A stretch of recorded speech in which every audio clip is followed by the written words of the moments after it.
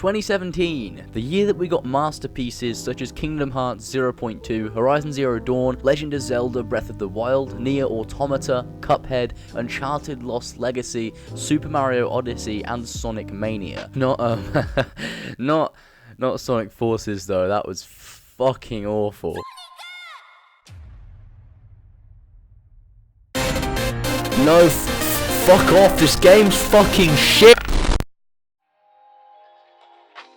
It's odd to say that in a year filled with so many amazing games, we also got games like For Honor, Mass Effect Andromeda, Destiny 2, Middle-earth Shadow of War, and of course the year's most controversial game being Star Wars Battlefront 2. In a year with so many thought-provoking, rich experiences, there are also stains upon the video game industry that have changed the way we think as fans of the medium. 2017 isn't different from previous years. There have always been years packed with great releases. In 2005, there was Battlefield 2, Call of Duty 2, Resident Evil 4, Star Wars Republic Commando, Shadow of the Colossus, Prince of Persia: The Two Thrones, and Kingdom Hearts 2.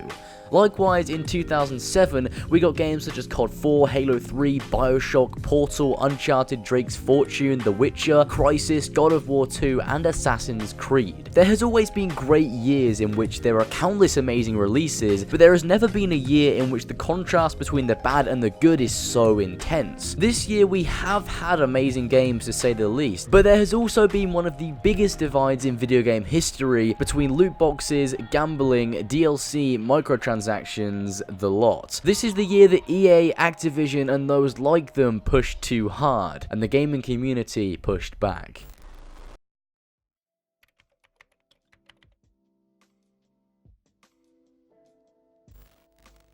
I'm only 16, so I probably haven't been playing games for as long as a lot of people watching, but in all my time playing video games and following the industry, I haven't seen controversy reach the point that loot boxes did this year, and I don't think any of us had before. It got to a point that loot boxes were being talked about by mainstream media, and laws were being pushed to identify loot boxes as gambling, because in most cases, that's what they are. A form of unregulated gambling. In 2017, developers compromised the functionality and systems in their games for the sake of more profit. They played on addictive tendencies and manipulated their experience to put the fans at a disadvantage, to make fans pay more for an experience that didn't punish them. In 2017, we've seen developers cut content from their games to sell it on later for DLC. We've seen overpriced gear packs and loot boxes in all forms, and we've seen developers trying to defend themselves by telling us that we're wrong, or by telling us what we as consumers enjoy. But all in all, some of the blame goes to the fans, the people that let these companies get away with this, the people that don't vote with their wallets but instead roll over and take a fucking from these companies.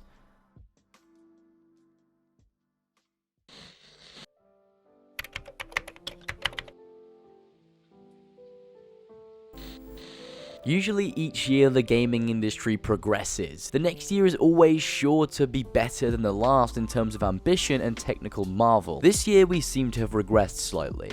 The forefront of the industry has been profit and greed, with the outliers being those that want to push the boundaries of video games and bring us stories and experiences that will be remembered. 2017 has rippled the foundations of the gaming industry, and many people, including myself, are worried as to what the future of video games will hold. But is there actually any need to be worried? Let's rewind and look at the good things that happened this year. Not the games that were released, but the breakthroughs that were made. Well, the main one is due to the backlash that we gave Star Wars Battlefront 2 and EA. They were forced to take microtransactions out of their game. They may return in the future, but as of making this video, they aren't in the game. As a community, we let EA know that we won't stand for this type of practice, and as a result, other developers raised their voices regarding EA's decision too, showing that there are still many developers out there that despise the corporate drive of Battlefront 2 and would much rather make a game with more honest ambitions.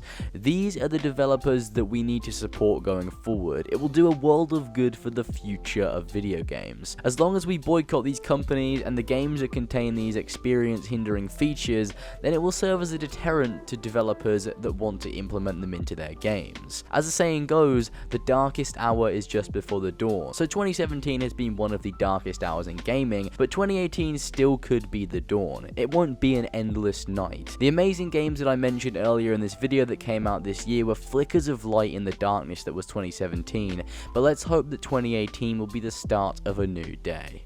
Anyway, that is the end of the video, guys. This is me signing off for 2017. This will be the last video. Thank you guys for all of your continued support for this year, and I hope you guys continue to support me the way you have been into 2018. There's been a content change on the channel, and I hope you guys will stick around for a bit longer. Thank you guys so much for your support this year. It's been absolutely amazing. Be sure to drop a like if you enjoyed this video in particular, and go and check out my other video essays, and I'll see you guys in the next one.